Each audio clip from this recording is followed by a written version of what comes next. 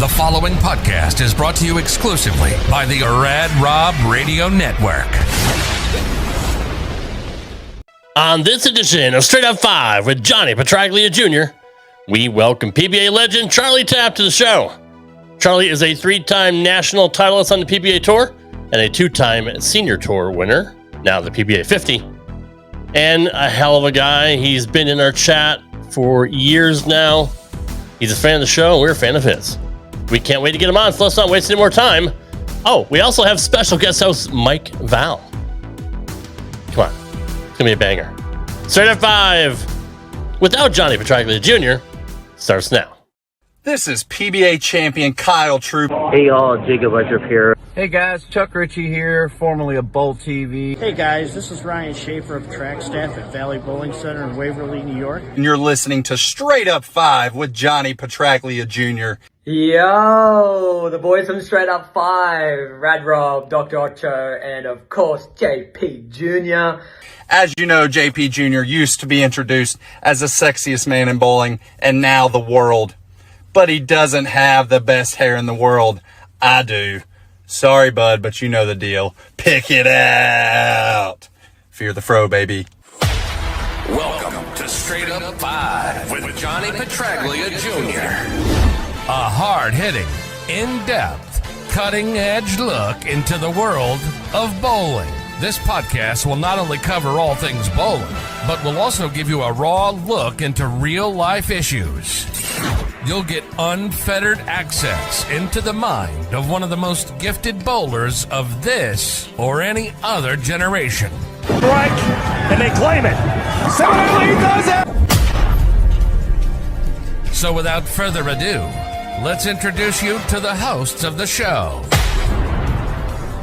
Rad Rob Francois. Rad Rob Francois. Dr. Ocho. And our special guest host, Mike Val.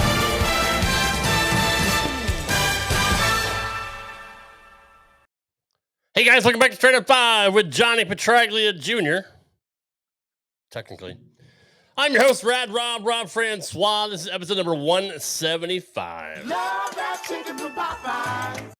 Sure do. I do. We have a very special guest tonight and a guest host. I am super excited to bring both of them in. But before we do, let's see who's here in the Chizat. We got Billy M. What's going on, brother? Nico Puhar, our resident statistician and reporter. Oh, throwing an I do in the chat. I do. What's going on, brother? Jules Stone is here. What's up, BSJ83? Hopefully JP isn't AWOL again this week. Apparently you need to join our Facebook group, Straight Up 5. Send an invite. I'll accept it. Chuck Ritchie, what's up, brother? And the oldest to ever shoot 300 in PBA competition, Charlie Tapp. Until I get there. What's going on, Chuck? It's good to see you, brother. Will JP actually... No, he's not going to show up. I do. What's up? I do. Chuck with another cut every time? I do. Chuck's with the I do as well. What's up, Daniel Young? What's going on, Dan? Jackie V's in the house. What's up, Mrs. Val? What a lovely picture of my... Yeah, I know. I had to throw that in there. Michael Hanlon is here. What's going on? Welcome, everybody. We are glad to have you here. Let me bring in my first co-host. He is a staple of Straight Up 5. He is the one that actually shows up every single week. He's the resident doctor of Straight Up 5. He is the house hack from Howell Lanes. He has the biggest guns on this podcast. Dr. Ocho. What's up, Oach? I think we should just not even put Mike's picture up. I don't know where Johnny is, honestly. This was all news to me. I just do this. I walk around. I do like this. Yep. I do like this. Yep. And I think we should leave a picture of that instead of Hi, I'm super excited to be able to wish Ocho a happy birthday today. Hello, Nicole. Happy birthday, Nicole. Damn, it's shit. It's still, look at this thing. 4 years, man. 4 years. I know. God damn. No. What do you mean show up every week? Sometimes he's on daddy duty. Well, I mean, all right. There was that one time he didn't show up. Could be. Ocho's on daddy duty. Ocho was fixing a toilet 2 weeks ago. Nobody cared. I cared. I mean, I did. Don't even a rat's fucking ass. You are spicy tonight. Put the picture of Mike and his wife up, and that's it. And he can talk over it. That's it. Or he can talk through a little rasp right by his mouth or something like that. That's all we need. Let's bring in our special co-host. He is formerly of the Bone and Zano Zone show with Justin Bone. Yeah, fired. What else did he have? He had Over the Cap. That was like 3 weeks. He get fired? Let's see. He's doing Down Memory Lane now. He get fired? Did he get fired? I mean, how do you get fired from your own show? I don't know. I mean, Johnny might, but no, it's his own show.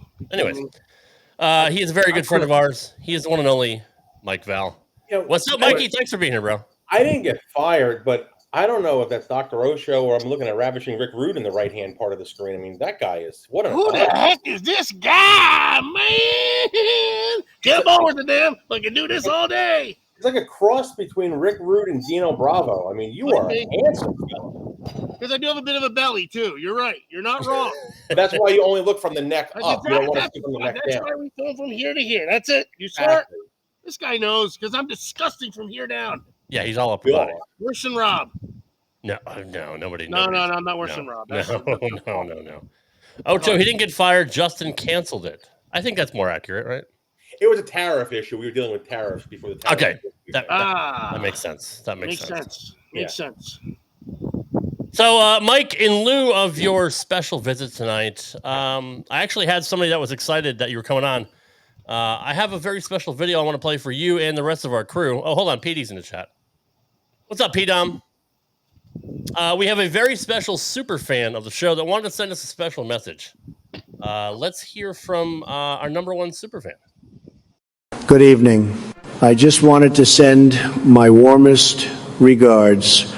They're so warm, very warm, to the fine crew and chat at Straight Up 5, Red Rob.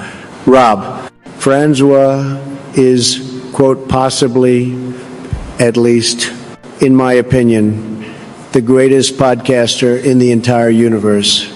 Dr. Ocho, while very handsome, may not be the best podcaster. He has some very unique qualities other than voting for Adam Kokesh. Dr. Ocho can remember every Steelers score since the beginning of time.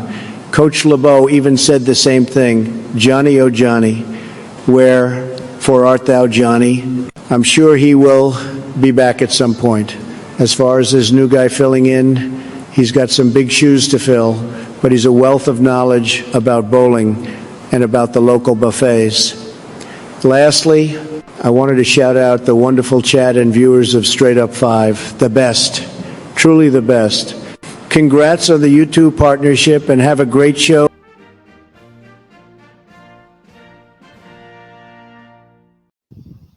I mean, how many bowling shows get a shout out from the 45th and 47th president of the United States? I'm just saying. I'm speechless. Right? I mean, record breaking. That was real, wasn't it? Of course it was. Oh, absolutely. That's not fake news. No, never is. Absolutely. No, absolutely not. We don't do shit that's fake. You know, Chuck Ritchie, I see Chuck all the time. He's I got to get a piece of his autographed tape that he so frequently brags about. You got to guess the right score. I mean, he's very strict about giving that out. I know. Between him and Weber, it's very hard. You know, autographed tape, Starbucks cups. It's very, very. So who started that first? Was it Chuck or Pete? I think that was a Pete thing. I'm not sure. Again, I don't want to get fake news. Combination on his own. Come on. Yeah, that makes sense. Charlie's having trouble getting on. He was on and off. His camera wasn't working. All right, so we're done then, right? Because I gotta go. I gotta go do a bunch of stuff. I'm good. He forgot to rip Jeff Riggles. Yeah, I mean that's self-explanatory. That's fair. Brian Olsen's in the house. What's going on, brother? Hey, Sperone, what's up, buddy? That's another guy you hate. Jesus Christ, Rob. What's Sperone? I haven't seen that guy in a hot minute. What's up there, John? Been a long time. I started the tape a week before PDW. Yeah, sure you did, Chief. Sure. Dr. Interrupto. That's Ocho's new name. Sperone came up with that. Hey, Fef's in the house. What's going on? Valenzano and Tapwater. I will fuck him up. Don't worry about it. No, that's fair. Charlie is working on it. So we'll Thanks, Pfaff. I appreciate it. So Rob, I had, in my minor league show of Down Memory Lane, this is the minors compared to the majors right here. I had Charlie Tapp on about maybe a month or so ago, maybe a month and a half. Hey, Charlie. Hey, I had Charlie and Mike Miller together. Oh, wow. And those two, when you think of like the history of the PBA, you always hear of things that Tapp did and all his crazy antics and whatnot. And then you put Miller into the mix with all the crap he did. I'm sure you've heard of those stories. Oh, yeah. It was literally just sat back for 2 hours and just hand them the ball and they ran with it. That's really awesome, dude. And I'm sure Tapp will get into some stuff. He's fantastic. If he ever figures out how to use his computer. Yeah, we'll do it next week. Yeah. So Mike, it's good to have you here, man. You haven't been on the show in quite a while. Last time you were here, you were doing the X League thing. Yeah, we don't talk about that anymore. Okay, that's fair. Yeah, no, apparently not. Another thing he failed at. Okay. Should we just talk about the Ultimate Warrior figurine then? At least we could do that. Can we get Mr. Roboto playing as an over for my introduction? Shit! Oh my God! We can. Oh man, he's standing on a pub. Oh jeez. Next week we'll do that. Standing on the bar. So good as a nasty ass drunk. Who, me? What happened to you? You were so good. What happened to you? Okay, I can see Charlie now. So all right. So before we bring him in, hey, shut up. Bring him in there. The big boy's talking. Anyway, Charlie is here now. I can see his camera. Yeah, way to go. As custom as we always do here with Straight Up 5, whenever we have a first-time guest, we play a highlight package. So here is a highlight package of the one and only PBA legend, not Ocho, Charlie Tapp.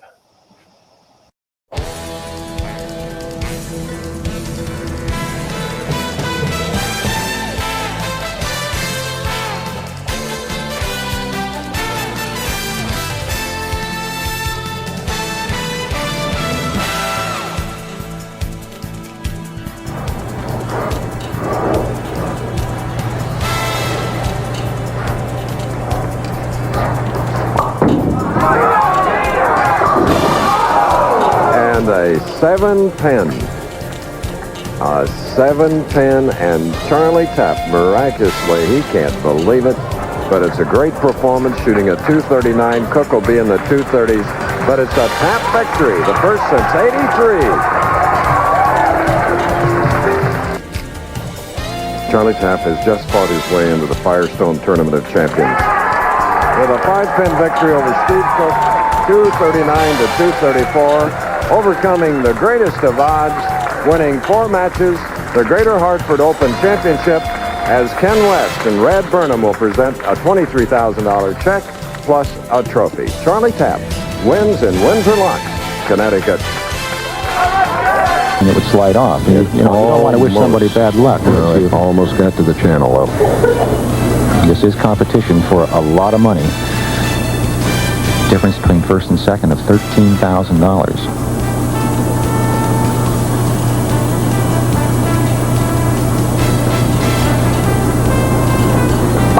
Tapp needs 8 pins to shut Marshall Holman out, and Charlie Tapp is a very happy man. He's not a very emotional fellow, as you mentioned, but look at him. Oh, happiness. That's about as much as you'll see right there. Yes, Jay. sir. But inside, Charlie is just, right now, there's a lot of things going on, and not only in his mind, but in his heart. He's made it all the way back, and he knows it.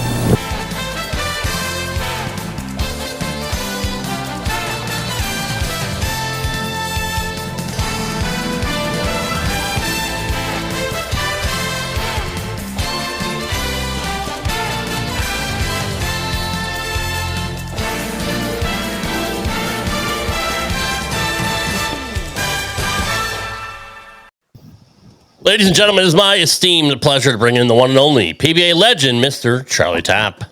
Charlie, good evening, sir. Oh, you're muted. He's muted.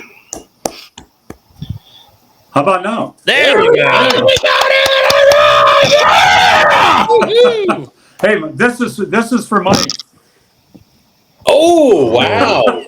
The old perfect wrist. Yeah. Oh, wow. Not bad, huh? Is it TW or WT? Because they both look forward and backward the same. It's That's it. That's PW. Actually, that was... PW. Oh, I thought it was T. Oh, never mind. Forget I said it. Actually, that was made in Hartford, Connecticut. Yep, that's my old stomping grounds. I actually I grew up there at Bradley Bowl. I was a bowling rat. He was a bowling ball, that's for sure. I miss it. Pikachu, Bill Spigner, and I think it was Bob Burnham. Bob Burnham ran the snack bar. Red was the manager. Yeah, they're both gone, unfortunately. Snacks. Bradley's pretty much gone too. It's now an entertainment center, Tapper. It's bad. It's no longer what it used to be. Yeah, that place was so much fun. Oh man, I used to run numbers at the highlight for the desk guys. We used to go down, Bob Chamberlain and I and a couple other guys, and then I'm trying to remember the guy's name that worked the counter there. Dark rim glasses. He wanted to steal the jet across the street at the airport. That might have been Nano. He got lost one night. I like the guy. I took him home. Yeah. You know, he goes, so why don't we go over there and steal that thing? I said, yeah, okay, sure, why not? What the hell? I'm all for it. I haven't been in a jet for a while, you know. So Hartford Highlight, man, I remember that. That used to be a hot thing back in the day. Oh God, it was great. We would if we would get there, we'd get there on Monday, and the Hartford Highlight was dark on Monday, so we'd go down to Milford. Yep. So the biggest check I had on the winter tour in 1985 was I hit a trifecta at Milford Highlight. How bad is that? That's pretty bad. You know, you showed the video, Rob, of him winning in Hartford. Yeah. Charlie, I mean, did Cook not want to kill you? How many crossovers did you have against Cook? Like 3, 4? I had 3. Yeah. Jeez. Well, you know what's funny is that terrible. When I got to the Firestone, his stuff was next to mine, and so I go in there. I think it was on Sunday. It had to be Sunday afternoon or early Sunday night. And so anyway, I walk in, and he's the first guy I see, you know. And I said, "You pissed off at me?" And he goes, "No." He said, "Shit, no." He said, "Well," he said, because he told me, he said he beat Earl with 6 Brooklyns in Garden City. And he said, so, you know, he said, yeah, it's just, I don't know if it evened out, you know, if it evened out or whatever, but so I'm glad it was me, you know. Wasn't your best effort. Yeah, might as well bet with me, but he was cool. You know, I mean, I always got along with him, and, you know, I had always had a lot of fun with him. So. Rob, Charlie told me a story once. And this one, this can be shared, obviously. That he took Steve out to a gentleman's club with Hutch. Yeah. And he was staying at Albie's house. And I'm going to just shut up and let Charlie take the ball here for a second. Yeah. Well, Joe Hutchinson and I were hanging around the bowling center in Indianapolis, and it got to be about midnight and stuff like that. So, and Steve came out of the bar. And he was a little inebriated, you know, and so he was staying at Mike Albie's house, you know, and so anyway, he's standing there talking to Hutch, and he goes, you know, he says, I miss home and everything, and so Hutch told him, he says, nothing beats being home or not being home than going to a gentleman's club. So we took him to this place in Indianapolis, and. Yeah, we walk in, it's full of bowlers. You know, every bowler in the tournament's practically in there. And so we walk in, and it's kind of a long stage, you know, horseshoe kind of stage. And he goes, well, I'd like to sit real close, you know. And we're like, all right, well, there's no seats. Whoop. Oh, my God. Well, look out. I said, there's no seats, but, you know, all right, we'll figure something out. So anyway, he went up to a couple of guys, and he said, are you guys ready to leave? And they just kind of turned and, you know, kind of looked at it like that. And they go, yeah, we're ready to go. So anyway, we sat down there and oh God, I don't know how long we were there. Probably a couple 3 hours. So it's 3:00 in the morning, and we don't even know where Albie lives, you know. And the Cookie Monsters, he's had a couple of toddies, you know. And so we get in the car, and he goes, okay, I think I can find a place. So we go there. It's like about 3:15, and we ring the doorbell. And Mike's wife comes to the door. Oh, my God. She was as red as your hat. Oh, was she pissed off? And we're like, Well, you could have brought him home earlier. Well, yeah, but he was having a good time. He misses home. So anyway, well, we leave and we got, gosh, can't be pissed off, So Hutch goes, the worst thing is we got to go back there tomorrow and get him his car. So we had to see her again in the morning, and oh God, yeah, she was not too happy. I wouldn't have thought in a million years that Steve Cook would be in a strip joint. That just he looked straight laced. That makes sense. That makes sense. That makes sense. When you're big like that, you can do whatever you want.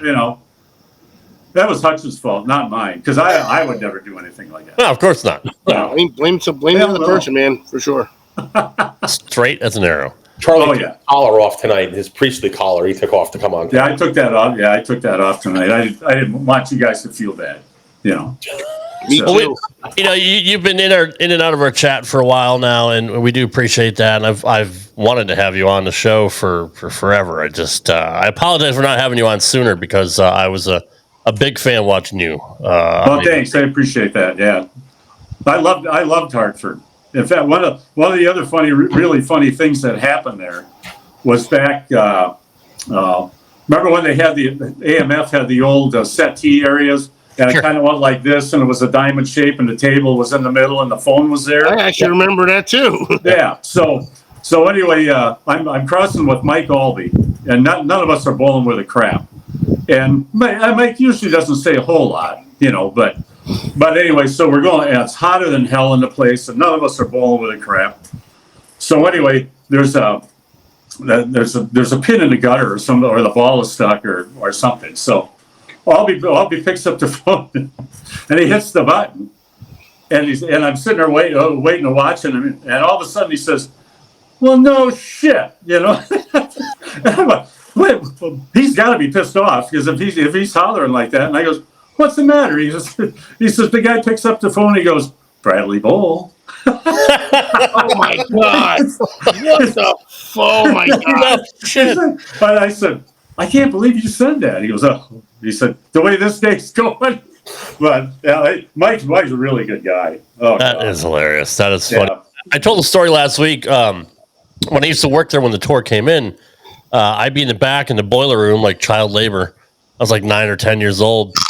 And I was cleaning all of the plastic telescores. Because back then, obviously they put them up on the projector. Oh, yeah. You write in a marker, everybody scores. So I used to be in the back just spraying them with cleaner and wiping them. I mean, thousands of telescores, just wiping them off. These long plastic sheets. No, was that the hard plastic PBA ones? Yes. Oh, okay. Yeah. Man, that was a hell of a job. Oh, God. But yeah, that's the old days, before the electronic, scorekeepers and all that. The scorekeepers love that, too, because those light bulbs never got hot. No, of course not. Jesus, yeah. It's like the night ring of the sun. What was so bad, back then, a lot of guys smoked, and you had the telescores, and they were just blazing, and that guys smoking, putting cigarette butts out in the thing, so the ashtrays are there. There's smoke blowing. I mean, oh my God, it was crazy. It was crazy. Those were the days, man. The 80s, I'm telling you. Charlie, when did you go on tour? When did you start on tour? I started the fall of 78. I bowled 3 tournaments in 78. In fact, the first tournament I ever bowled was here in Battle Creek, and actually how I got started. I mean, everybody wonders, like the big stars, how they get going. See, I had this. Whoa. Oh yeah. I mean, if I needed to dig deep down, right there, that's my man, Billy. Learn how to be a better bowler. Yeah. How about that? Huh? Sure. It works sometimes too. So yeah, so you gotta have something like that to live on. I don't even know where I got that. It was like some garage sale. I mean, obviously it worked because you made the tour. Yeah. How bad could it be? Right. Rob's using a Coke thing right now, just FYI. That's what are you doing? Doing Coke. I'm doing Coke.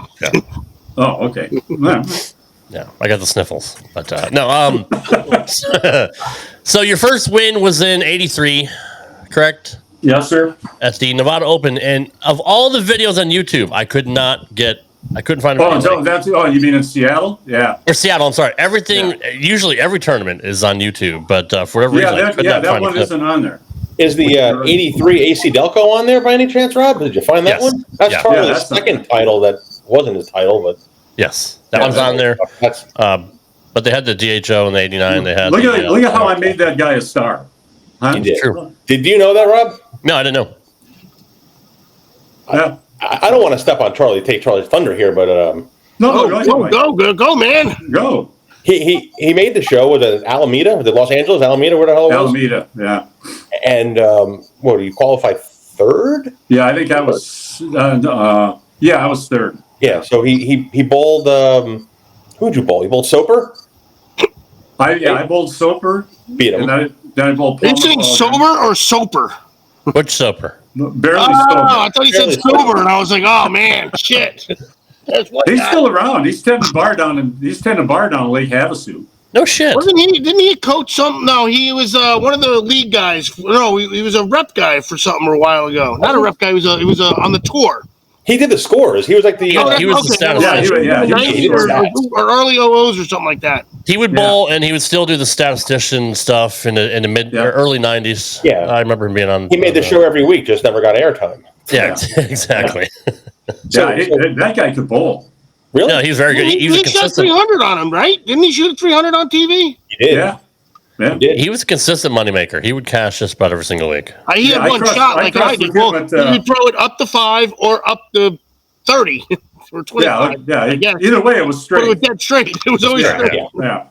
Yeah, I crossed with him in Toledo one year at the National Championship. And what the hell? I started out 240, 230, and I was only 200 pins behind him. He shot 300, 290 the first two. Hang in there. Oh my god! Yeah. It was like that just sucks. So like that's got. My bowling good. Yeah. You're 150 behind you, horse ass. You know. So you're in 18th place though. Shit. Yeah. When you get your ass. That's not bad. Oh yeah, it's just he could strike.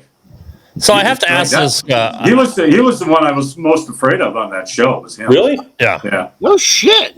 Yeah. So Rob, we gotta go. We're gonna let Charlie run with this one because this one is good. He gets to the title match. Yeah, sorry. Yeah, he gets to the title match and he bowls Toby Contreras. You know who Toby Contreras is? No. So Toby is. Neither did we. Come on, Rob. Toby is now he's the tournament director on the PBA 50 tour. Okay. Yeah. All right. Basically, Charlie works for him now. Yeah. How about that? He was a little. And when Charlie did my show about a month ago, he said, "What the hell was his name? Sam Flanagan, right? Was the guy?" The game before the position round. I'm bowling Sam Flanagan, and Sam goes, "Capper." He goes, "Who the hell is that guy?" And I went, "What are you talking about?" I mean, we didn't even know he was in the tournament. Seriously, we had no idea it was even in the tournament. Come on, dude. I swear to God. I can't think you're lying either. That's the thing. He goes, watch this guy. He goes, watch this guy, right? And he'd throw a shot, strike, jumping up in the air, over the ball return. I ain't kidding you, right? I'm serious. And I said, who is he? He goes, I don't know. But anyway, then the next thing you know, they're bowling a position round. And he beats Palmer, and he's the leader. And Palmer had a 230, 240 pin lead going into Friday night. And Toby caught him and passed him, and was the leader. Honestly, I didn't know he was even in the tournament. I bowled him. That's awesome. I bowled him Friday night. That's the last time. That's the first time I saw him. Then the next time I saw him, he was taking the check. And I was putting two bowling balls through a Coke machine. There you go. And that dent stayed there for years. That dent in that Coke machine stayed there for years. Because I got friends of mine that live in Alameda, and they would give me the Coke machine update. So it's probably not. It's not there anymore, obviously. Right. But God, was I pissed off? Oh, whew, man. beat by a guy you didn't even know was in the tournament. But Rob, he had him beat by like 30 at one point. He was going into the 8th. I had him by 30. Yeah, and I was working on I think a double or a 3-bagger or whatever, and the rack was a little bad. And instead of re-racking it, I just decided to make a little bit of a move to get the ball and cut through the pins a little bit different. Yeah. Well, I did, and I Greek churched. Ooh. And then he struck out. I struck out in the 10th to make him strike out, and he did. And he jumped like you would have thought he won like a gold medal in the Olympics the way this guy was acting. Yeah. Fuck, I would too. I mean, honestly. Yeah, it was really crazy, right? So I'm like, if there was ever a lock going into the 9th frame or the 8th frame, I'm like, oh shit, just stay alive. Right, just keep it on the lane. Did you win yet? This is when your first one, right? You didn't win yet, right? No, I hadn't won yet. No. And yeah, I made the winter before I made like 4 or 5 shows. And I bowled Earl for a national championship. I made the show at the U.S. Open. Made the show in Vegas. Made the show at every major. Yeah, you were on TV quite a bit. I do remember that. So that was brutal. So I mean, you never really bowled. Get in the car and drive to Vegas. Oh yeah. You never really bowled that bad on TV. I mean, it just you were up against. I shot like 730 or something. I was gonna say, yeah. I mean, you're just up against the best in the world. I mean, it's just. But then I get to Vegas, and the first guy I see is Roy Buckley, and he goes, Charlie, he said, I've never seen anybody get beat by a guy that's closing his eyes. I go, what the hell are you talking? the guy's throwing Brooklyns, he's closing his eyes. Holy shit! Anything else? That's like Happy Gilmore, man. My God! You ran up against the wrong guy. I said, what do you mean? And then I saw the show. I saw a replay of the show the following week or somewhere along the line. I saw it. And he's standing on the approach and he's got his eyes closed. Then I'm sure he's doing. He really did visualization or something. He really had his eyes closed on the approach. Yeah. Yeah. And I'm like, wow. I felt pretty good until I got there. I felt pretty good about the whole thing, and then that was it. But, brutal. That's brutal, dude. But I mean, after we were done, everybody thought I didn't shake his hand, no nothing. And I stood there with him and his family for probably a half hour. I mean, because I'll tell you, you couldn't have met any nicer people than his mom and dad and his sister, and God rest her soul. You couldn't have met any nicer people. And he's like that today. And I mean, everybody thought that that we hated each other. Nah, shit. That's one game of bowling, 50 years ago. Yeah. I mean, my feelings are still hurt. I cry myself to sleep every January, every January 21st or whatever. Right, when that date rolls around, I don't remember that at all. I have to lock myself in the basement. James Salisbury says we deserve a Joe Hutch story. You did tell one earlier, but I'm sure you have plenty more. Yeah, I get. It depends on how bad you want to get. Hey, we're unfettered here. So yeah, I'll tell you, he's the funniest guy I've ever met. I mean, and the quickest. I mean, the quickest wit, and just kind of anything and everything. It's just. But I mean, he would. Let's see. He would come up with stuff I would never think of. I mean, he remembers cartoons, the plots of cartoons, the music in cartoon, and I'm like, how the hell do you remember this stuff? But that's how we kind of got along. Is that we both had similar upbringings, to a degree, and we both watched the Three Stooges, and anything that was stupid that was funny we watched, and that's how we became really, really good friends.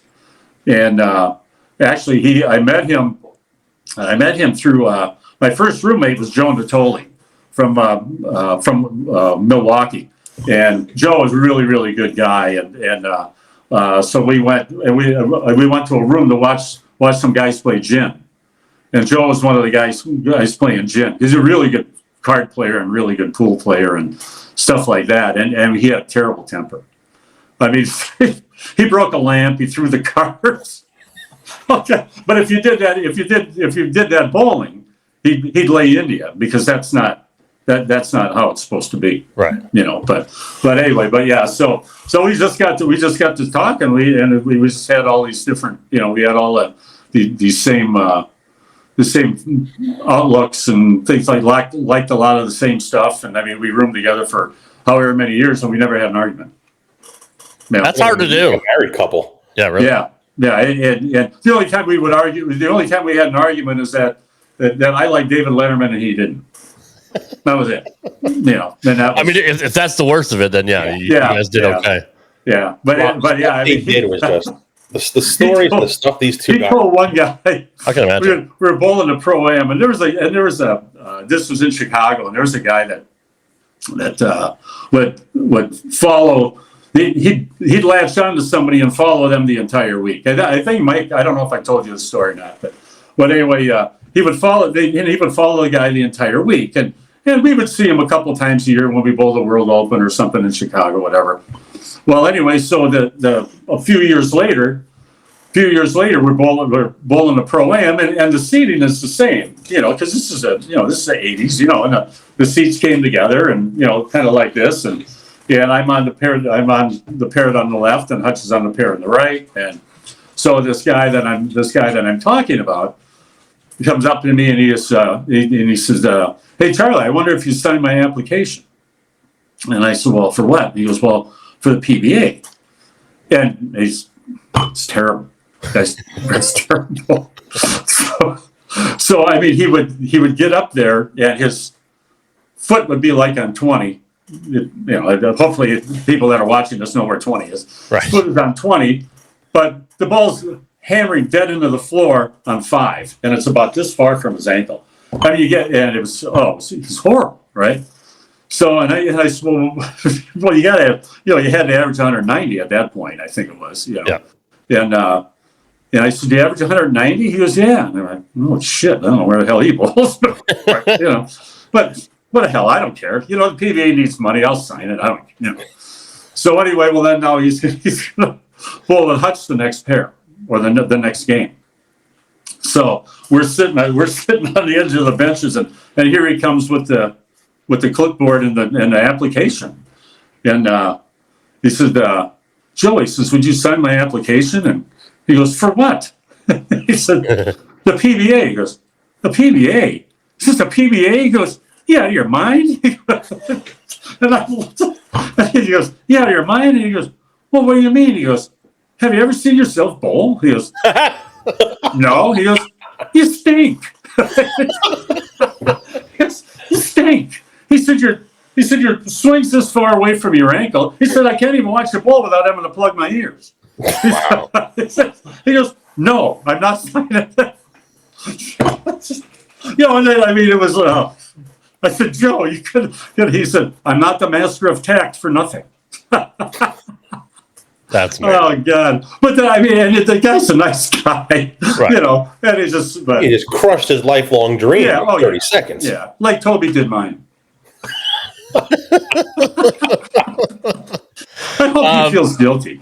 BSJ83 wants some Johnny Senior stories. I don't. Well, wait a minute. Yeah. Well, okay. Yeah, I do have one. Well, I've got a couple, but not the second tournament I ever bowled. Or no, I'll take that back. Second tournament I ever bowled on the winter tour was in January of '79, and I'll tell you, I have no idea what the hell I'm doing or who I'm doing it with, or I mean, I like the other guy stunk. I didn't know what the hell I was doing. So anyway, I was. I actually bowled a pretty good game, and I had like the front 9 or whatever the hell it was. Yeah, I can't remember if I was bowling with Johnny or next to Johnny. But anyway, so Mark Roth is next to me. So I get up, I get the first one in the 10th for a 10 bagger, and Roth gets up and makes a spare. And the place is going crazy. I'm out here bowling my heart out, sweating bullets, right? So I get up and get the 11th one, and I come back and I'm on the end of the approach, and I'm like, "Hey, hey, this is it. I don't dance, right?" And and so Johnny thought that was pretty good, so he invited me to lunch with him and Dave Davis. Wow. And then they taught me the finer arts of how to play Keno. Oh, God. Nice. Yeah. And I mean, I'm there literally with $60 in my pocket. I got a motorhome that doesn't run, and I'm 2,000 miles from home. I got $60 in my pocket, right? So we sit down. We have lunch at the coffee shop in the Showboat, and Dave Davis goes, "So you want to play Keno?" Yeah, I said, "Yeah, okay. How much is it?" $8. Like, $8? Was he out of your mind? I only got $60 on me, and I'm like 2,000 miles from home. They goes, "Just give me $8." All right. So anyway, he said, "Give me 3 numbers." So whatever the numbers I give him, he goes, "What the hell kind of numbers are those?" I said, "Well, what difference does it make?" I said, "It's 1 to 80, right?" I go, "Those are the 3 numbers I picked." And so anyway, long story short, we ended up winning, I don't know, $300 or $350. I'm shitting in tall cotton. I'm up $125. Oh yeah.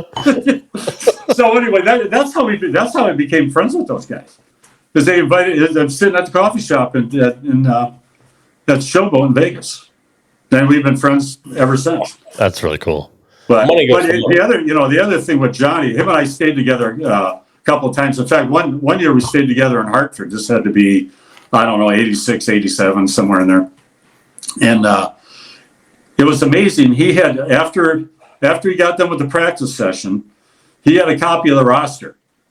And he's going through the roster, and he's telling me who's going to make the finals and where they're going to finish and how it's going to happen. And I'm like, I said, "Johnny, we haven't even bowled a Pro-Am yet."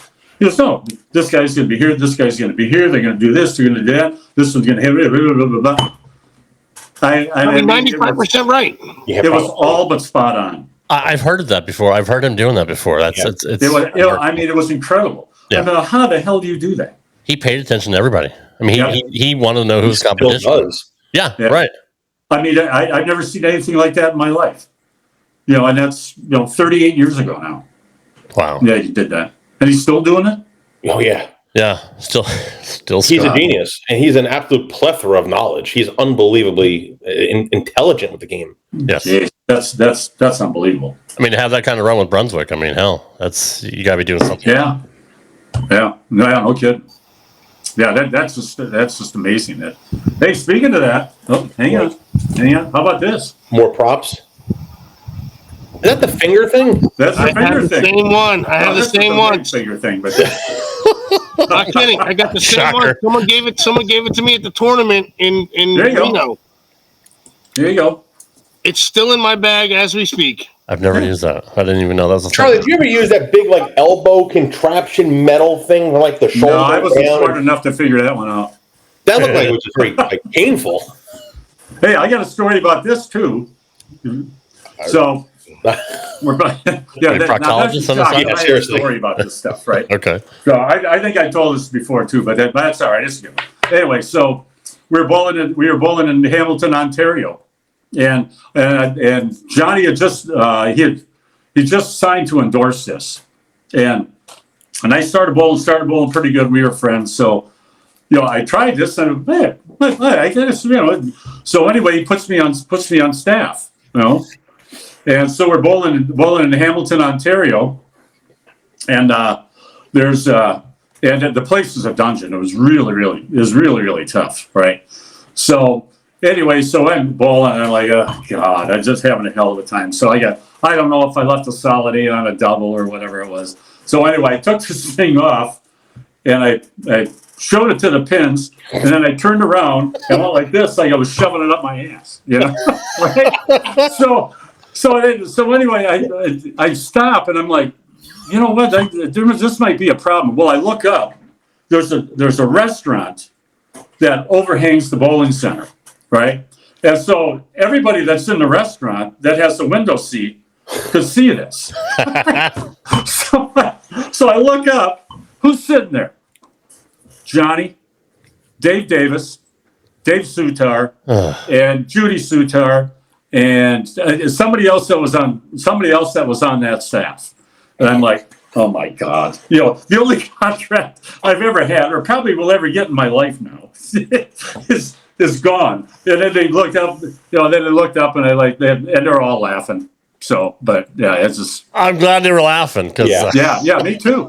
Charlie, what would it? So they was talking about the wall, right? The product around the wall the week of the show or the day of the show. So like, if you wore that on the show, what is that paying you for the endorsement? $2,000 to wear that was $2,000 to wear that on the show.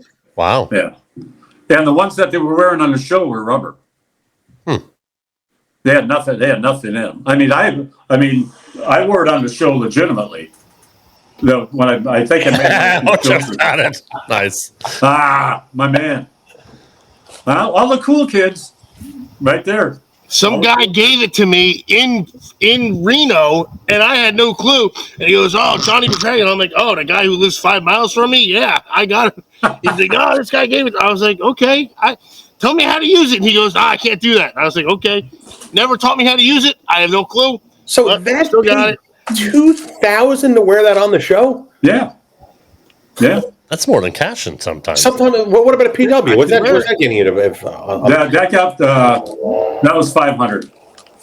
Wow. Yeah, that was $500. Actually, the PW, it was Skidmore, Pikachu, Jimmy Pritz, and myself. We went back to back to back to back, winning with PWs on the summer tour of '83. We all were on while we were on staff. Right on. How long did they have those endorsements like on the wall and before they like axed them? Like how long did that stay? But they don't have it anymore, right? Mid '90s, it started to kind of go the other way. I think it's probably about the mid '90s.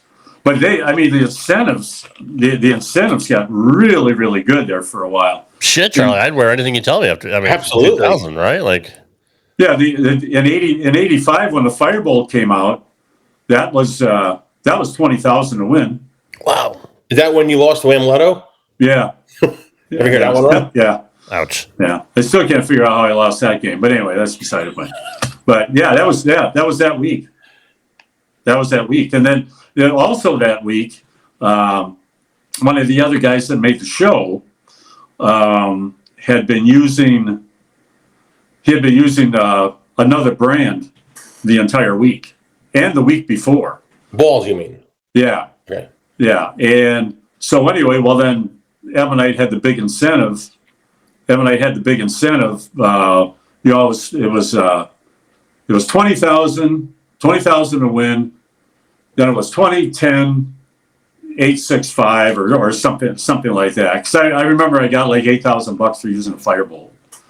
So, but anyway, but the week before, this guy bowled really well. He might have even made the show the week before. No, he didn't. Because I made that show and he wasn't on that show. But anyway, but he bowled really good with the other brand, and then he made the show with that brand again. And on the show, he threw Firebolts. For the and the guy that was the rep for the other company went absolute dog shit crazy. Because I mean, he's given him these balls for 2 weeks. Sure. And he's bowling really, really well, and he makes the show, and then all of a sudden he switches brands because of the money. That's messed up. Yeah, it was real close to killing the deal with that other company. Did they have product registered product back then too, or that was? No. So it was fair game. Whatever you wanted to throw, whatever you wanted to wear, or whatnot, you could have it. Yeah. The incentives were good. So compare that to like a typical cash. Like what? Like, well, how much money is an average cash? I made back-to-back shows. I made the show in Baltimore the week before, then I made the show in Long Island the next week. I won $13,000 in prize money and almost $17,000 in incentives. Oh my God, that's crazy. Yeah. Yeah. So that was like a $29,000 or $30,000 2 weeks. I mean, that's great that you were getting subsidized. I mean, yeah. Charlie, were there guys that would like go to the wall and say, okay, so an angle would pay more? Oh, absolutely. And they would switch like drill a ball for the incentive, like, yeah, you know what I mean, like whatever they use the whole week, like throw it in the garbage and put it on the ball. Yeah. Oh yeah. Like the Dick Weber Wristmaster. That was they don't make it anymore, but I had one. At least I don't think they do. But anyway, the Dick Weber Wristmaster was real popular. They would just take the guts out of it. There was a lot of them. There was a lot of them like that, but it's money. I mean, you weren't making a whole lot of money, and I mean, if you made a show and happened to catch it right, you could do okay. You could have a couple of weeks where you'd make 30 or 40 grand, I mean, it'd help make your year. It wouldn't do anything now, but that would help make your year back then. You could stay on tour for a while with, but it's a lot of keno. Yeah. Right. Yeah. But I'll tell you what, you never saw anybody wear these. How about this? This is great. I went right before I turned 50. I went to the PBA senior stop in Jackson. And anyway, so I walk in and I see like 9 guys wearing this. Look at this. How about this? Look at this. Blinders. Check it out. Okay, so now, I got a story about that, Charlie. I have a story about that. So we got the package. Wow. This was told by Timmy Mack. Robert Smith said it. Even Barnes said it. One of the years at the Hoinky, Litch bowled the Hoinky, and we're talking about Larry, not Mike. Yeah. And they were so tight where you just had to play 2. So Larry went to his glasses and he put credit cards on the side of his glasses, so he could never look left or right. It was tunnel vision, and he played 2. And Litch would be bowled the whole day at the Hoinky with credit cards on his glasses, just like that thing. So, oh my God, yeah, that's a true story. Well, hey, you know it. Who cares? I have another question, if I'm allowed, Rob. Sure, go. Of course. Charlie, what was the PBA school like? What happened in that? That doesn't exist anymore. So what was that all about? Well, I think I was at one of the first ones, I think. But they had Stop an orange. Well, they would go through all the they would go through all the stuff like the tour would go through, and the conduct and how to dress and how to act and okay, right. Yeah, and stuff like that. And then they would have they had this they would have a guy come in and talk. This guy named James Arch.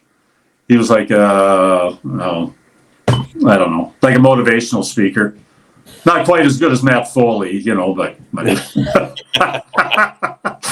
that would have been great if he'd have come in there. Matt Foley. No, but anyway, he was kind of a motivational speaker, and then they'd have one of the old timers come in. Well, like at ours, Carmen spoke at ours. Carmen was a hoot to listen to, and but Dick Weber was at, and then there was a test afterwards. If I knew there was a test, I would have paid attention. I had to cheat off of Clay Adams' test. So you had to pass the course and then get the app signed, or you had to get it signed and then go to the school? Like, what was the process? Well, you had to go to school. They made you go to school regardless of who you were. Even if you were just even if you got like a regional player, you had to go. Oh yeah, to join. No shit. I never heard of that. Oh yeah, I think. I'm trying to remember what Don Johnson and a lot of those guys are like. What the hell are you going to me and go to school? They're charter members of the thing or whatever. They've been there forever. So why the hell do I got to go to that school? You can teach the school. And they made everybody go.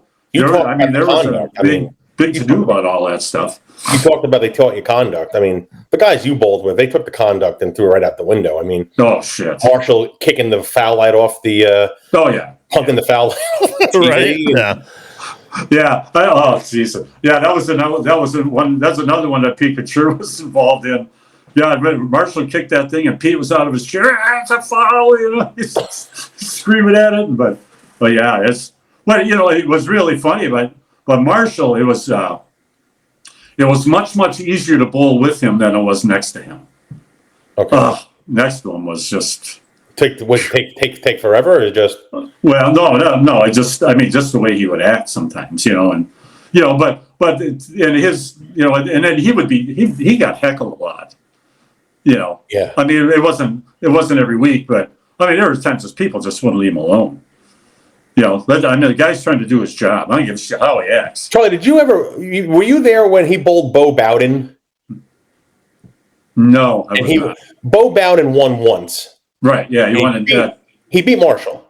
Yeah, in foreign bowl, right? No, it was in Florida. Oh, Florida, okay. Rob, I'm showing my memory here, so okay. Good job. No, that's fine. I'm going to run with this for a sec. Sure. But he bowled the guy, and Bowden, had never heard of the guy before. He was kind of like Toby, no offense, but he's kind of like Toby. But Marshall 7-10'd somewhere in that game, and the crowd was cheering for him.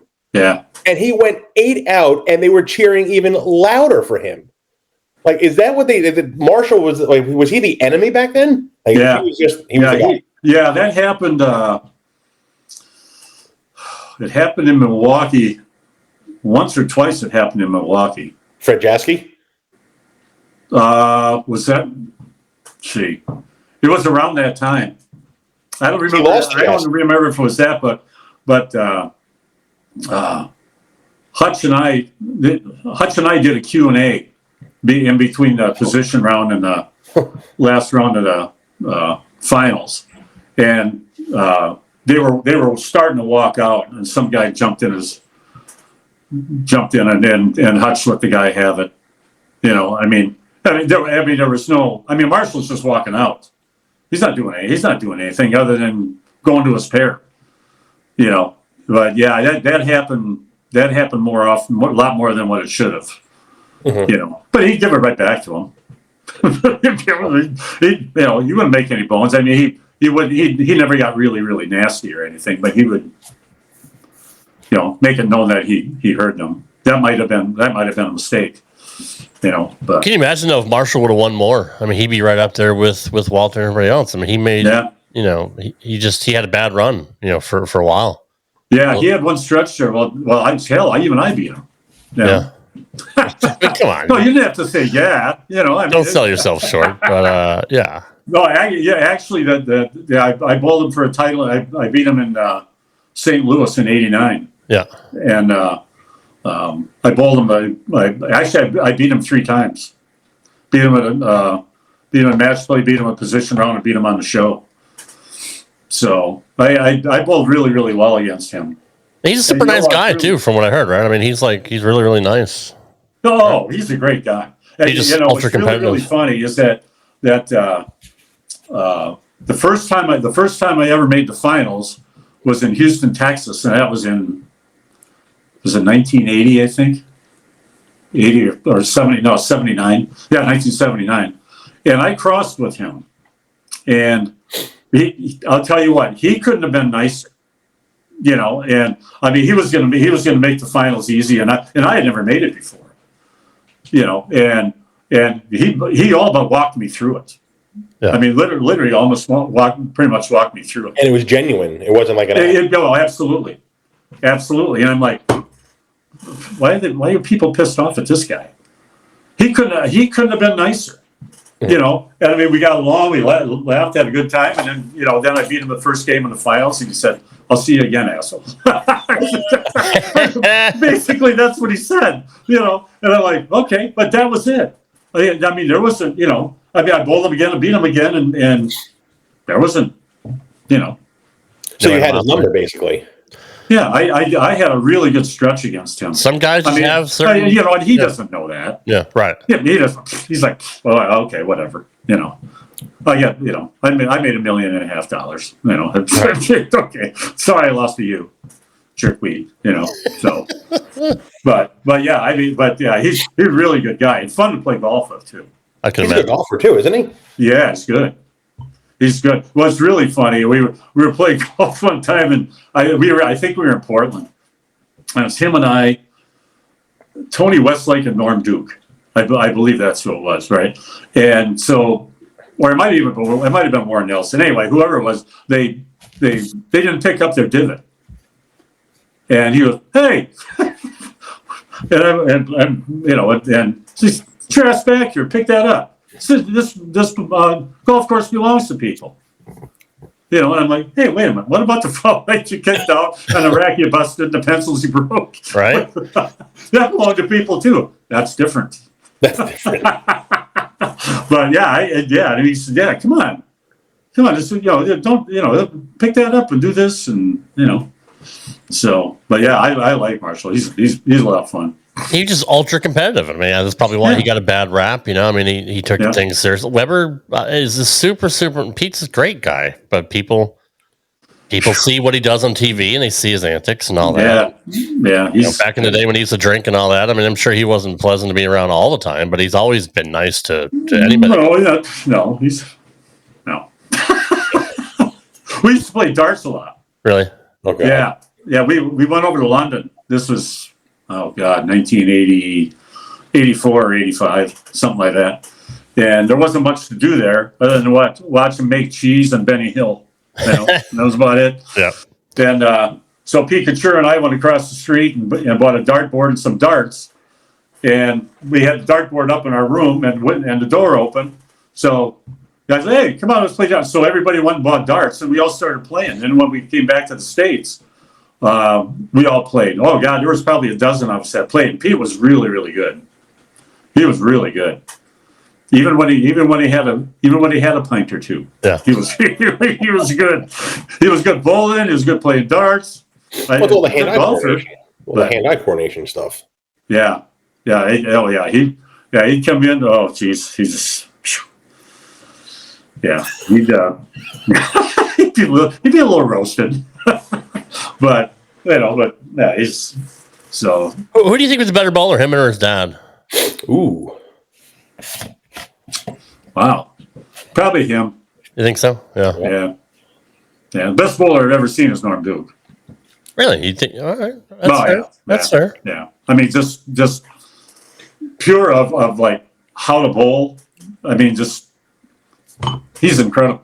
He is. He is. He's just. Oh God. I mean, I had the opportunity to cross with him, off and on here and there, and just the crap that he does and the way he attacks it, and I just, He had a long run. I mean, not many guys had that sustained of a run like him, and Pete, and Walter. Walter still was great to this day. Oh, left-handed now. Yeah, I saw that. I hurt his shoulder, I guess, and now he's bowling left-handed. Yeah, I think he had shoulder surgery. Yeah, I think he said it was like rotator cuff surgery or something like that. Right? Yeah, I mean, I don't. That's probably from horseshoes. Yeah. I don't know that. I don't know that I'd be going out trying left-handed. Because two-handed, I mean, he shot 300 two-handed. I mean, he could get by. I mean, it was he could bowl that way, but it wasn't anywhere near. Nowhere near that what he was. Yeah. I'm surprised he hasn't shot 300 left-handed yet. I'm sure he will. Yeah. Well, give him a chance. Right. Well, I saw that he just started like a month or two ago. I believe it's been a couple months. Yeah, I usually watch on Facebook. It hasn't been very long. Yeah, but I mean, and that's another guy who's a genius. I don't know. Just literally went to. He has 2 degrees from Caltech or Cal Poly. Was it Caltech or Cal Poly? I don't remember. Somewhere out in California, but literally, he could be a rocket scientist. He's a genius. He's an absolute genius. Yeah, he is. Yeah. Well, that's why he has no common sense. That's good. Nailed it right on it. Yes. All right. Good job. I didn't want my PBA card anymore anyway, so. I'm still mad at him. Really? For what? At him. Oh boy. Because I was bowling in Toledo one year, and he came up to me with a pair of scissors and cut the Docker sticker off my pants. While I was bowling. Okay. I said, "What are you doing?" I wanted to kill him. I said, "What are you doing?" He goes, "You got a Docker logo on your pants." I goes, "Who gives a shit? It's 9 o'clock at night. It's snowing. There's nobody in the bowling alley." I said, "Who cares? You can't have it on there." I said, "Get away from me." And he did. And him and Harry Sullivan, they walked by with like those little scissors, Dockers or Levi's or I mean, it was. You couldn't wear those? What's that? You couldn't wear those? No, because they weren't a registered product.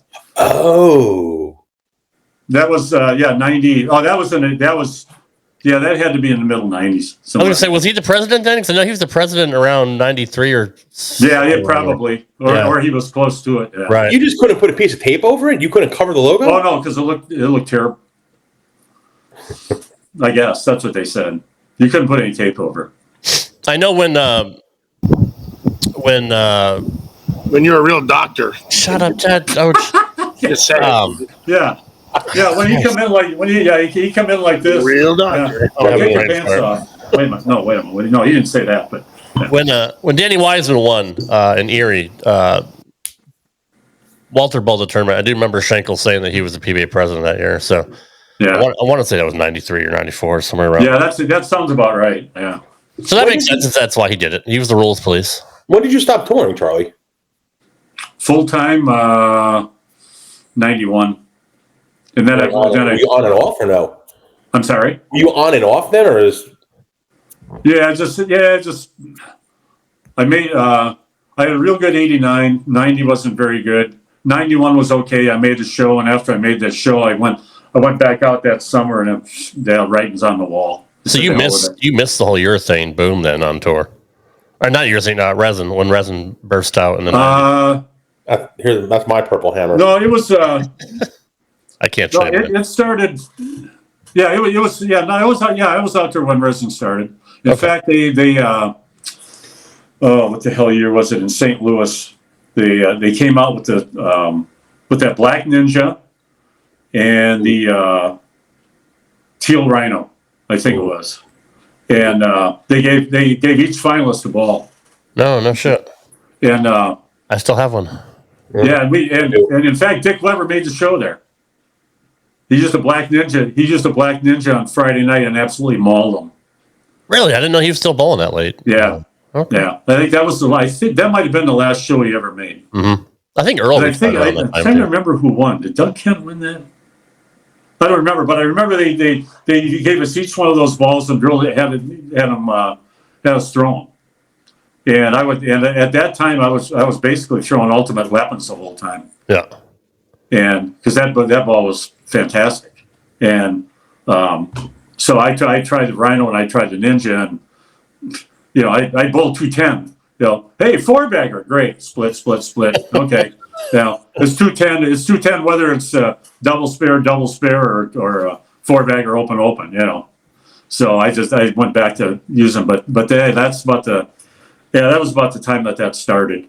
So when you saw the reaction and the shape of the ball, what was your first, coming off of what you've been throwing your whole life, or whether it's plastic or rubber or urethane? Couldn't beat it. Yeah, that's what a lot of people said. Yeah, just good. I mean, that looks pretty good because the ball would get to a certain point and it would just lay off. Yeah, and then you would line up to that. Well, now instead of the ball laying off, you couldn't get it to lay off. Then the more you tried, the worse it got. And then at that time there were no big cores or any of that other stuff yet. Right. So I know Billy Hall was screwing around with it with a lot of that stuff at that point. When he figured out where the hammers were terrible until Billy Hall figured out where the pin would go. Then all of a sudden, hey, we got something here. It's great. It's crazy, and then how extra holes made a difference, and oh man, it just got wild. And they had and it's so funny how it's coming full circle. We had the urethane balls when they first came out. The angles and all that stuff. Yep. And the guys were sanding them to the hilt. And they're literally using little sanding discs in between shots because you could sand it every shot. Bowling next to Mike Durbin, it sounded like he was shaking maracas. It would be, I'm getting ready to, get a sombrero or something. But you had to do it. Well, then they came up with the no sanding rule, and so what guys would do, they would have 6 urethane balls, all sanded with God knows what, 80 grit, 120, whatever. Yeah. And then when that ball quit, I went to the next one, went to the next one, went to the next one. They were all the same. Didn't have to because they were charcoaled up that you knew they were going to hook as soon as they hit the floor. And then they started tearing up lane surfaces, and that was as early as oh god, what the hell year was that? That was like in 80. Yeah, that was somewhere in the late 80s, somewhere in there. Because I know that 86, 87, I think. I had an angle as a kid. they actually had to pay for a couple of resurface jobs. I mean, that's before synthetic came in. So yeah. There was some out there, but not much. So what is the big deal now, in your opinion? Why is the USBC so hot and heavy against urethane? I mean, I don't believe the hardness bullshit. Jeez. I just don't get it. You know, I mean, I understand. Well, I mean, this is just my opinion. I mean, it started out where one company had the best urethane ball, and it ran circles around everybody, and so obviously the other companies couldn't use it. So who knows if they said, hey, you know, maybe this is doing this, and maybe this is, you know, and now it's just, you know, now the colleges can't use them. Yeah, it's sad. I mean, and people that go, you know, amateurs that go to nationals that can't afford, aren't on staff, can't afford to buy, you know, a bunch of different balls, and now they need can't. to go back to this. Oh, wow! How about that? I had a silver white dot. I had the silver one. I led the 1982 U.S. Open with this ball. No shit. Big Texan? What's that? Big Texan? No, that's the name of the center. That was the center, right? Big Texan? Was that the place? Yeah, Big Texan, yeah. Yep.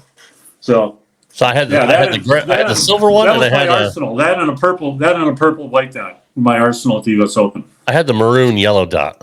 So, oh, did you?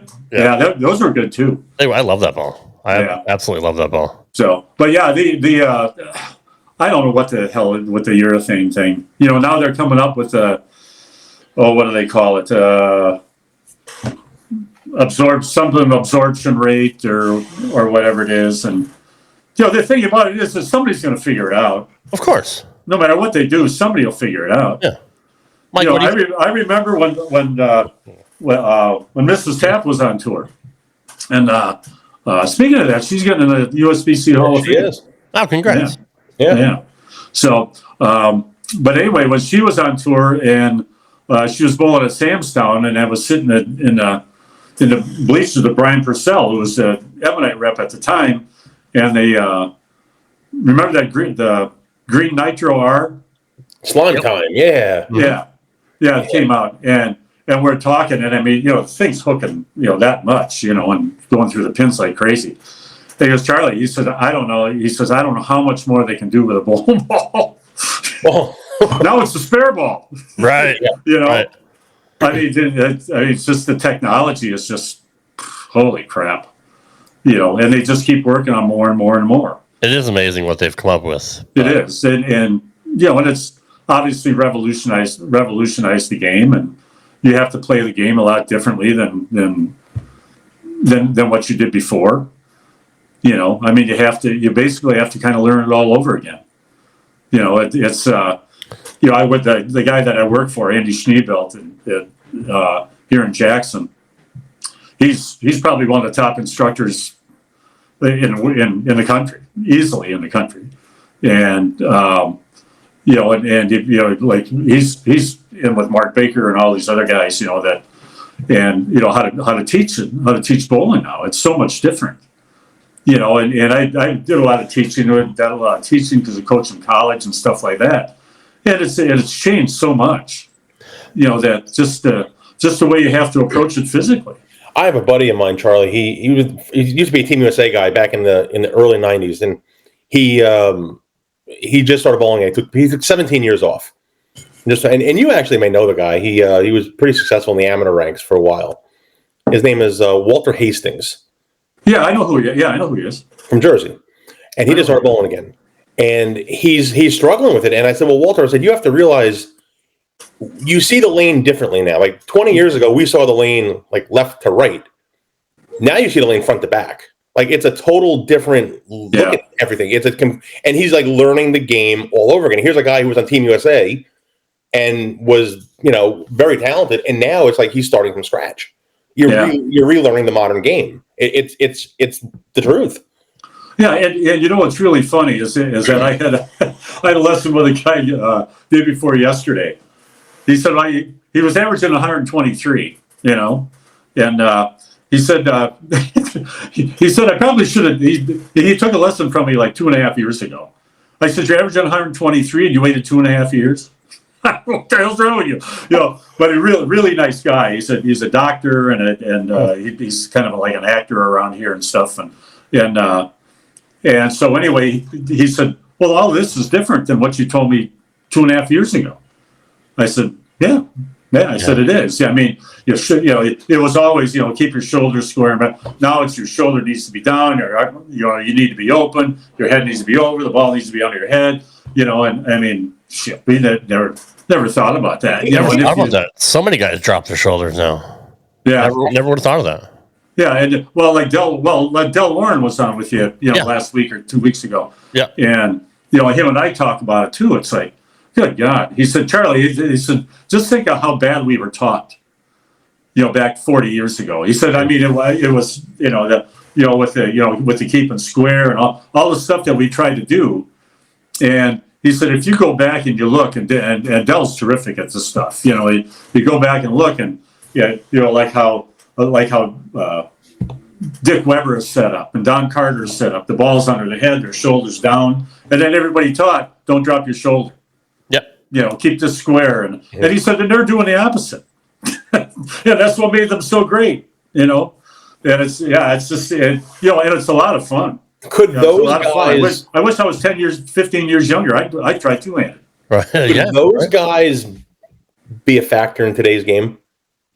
No, they'd figure it out. I mean, like Weber and like guys like Don Johnson, like those guys that were, taught, 1, 2, 3, 4, like if you learn the Ritger method, right? Even Dick Ricker, like guys like that, could they have been successful with the game today? They'd figure it out. Guys like that would figure it out.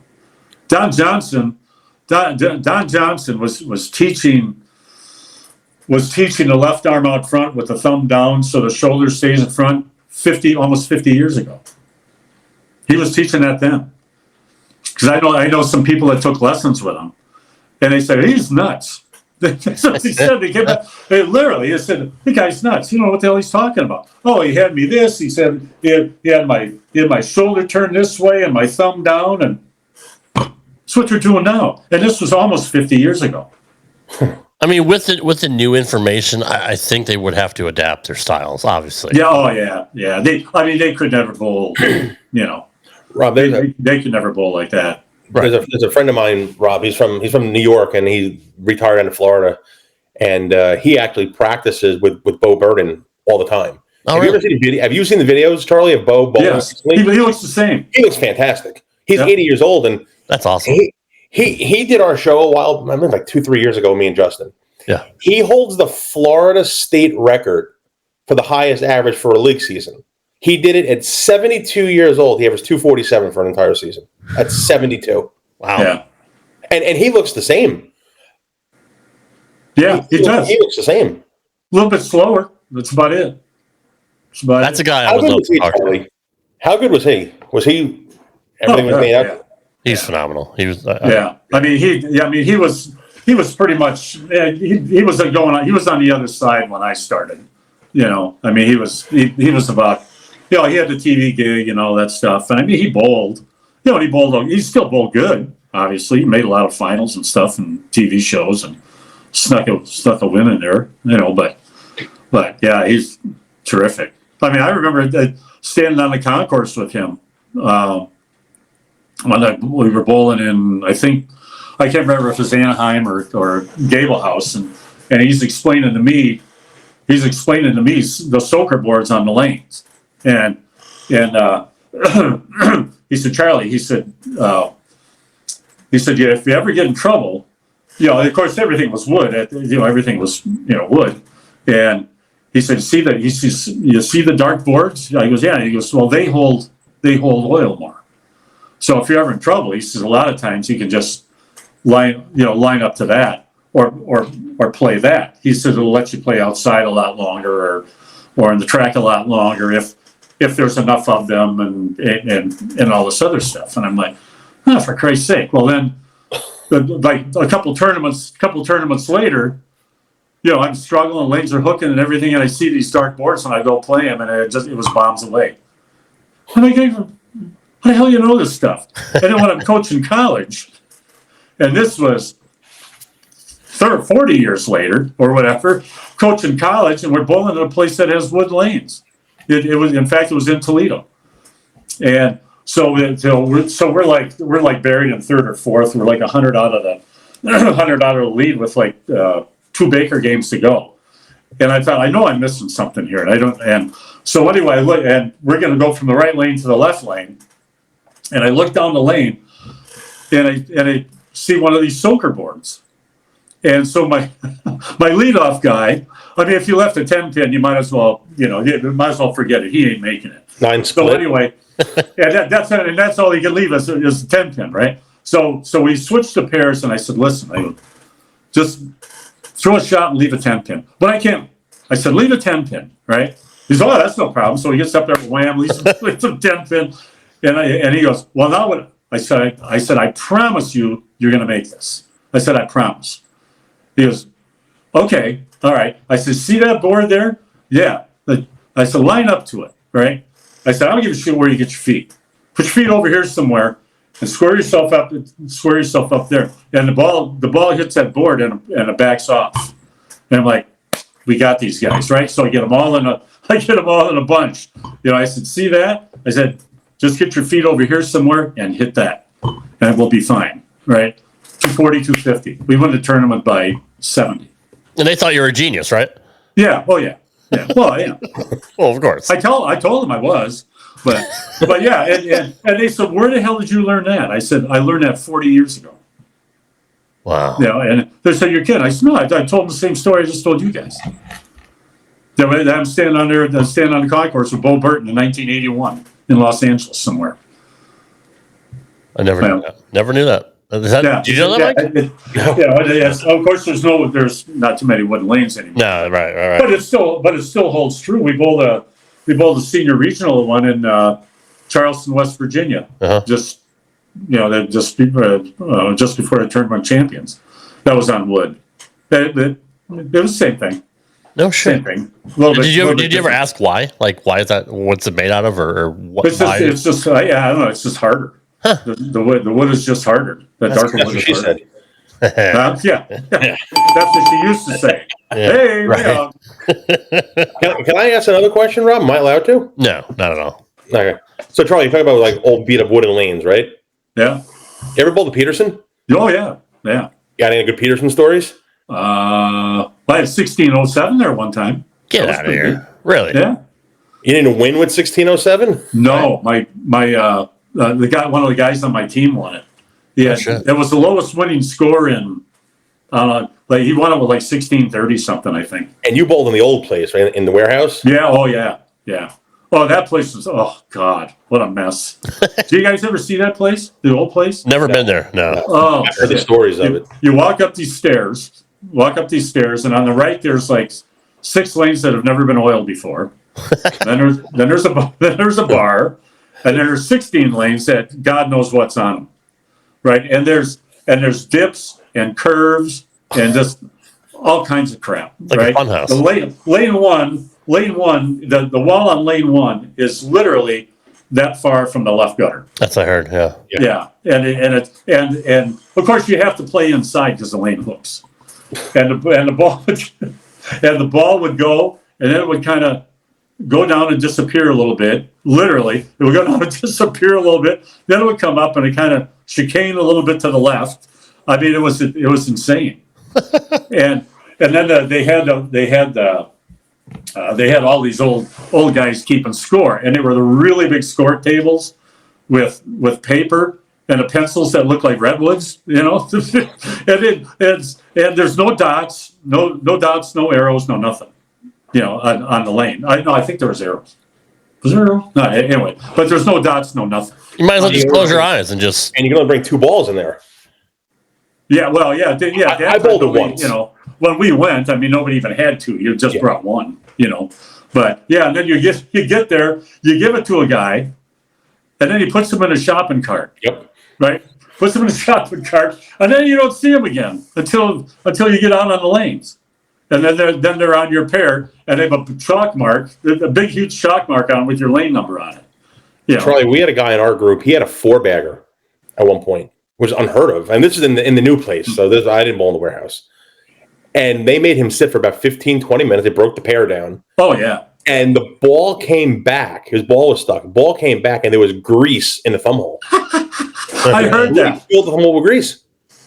Now they would never do that. They would never do that. But they would. The year I had 1,600, I had 848 after 4. Oh. And so when we went to the fifth game, it was okay. I went like spare strike, spare, and then I left 245, and my ball didn't come back. Right.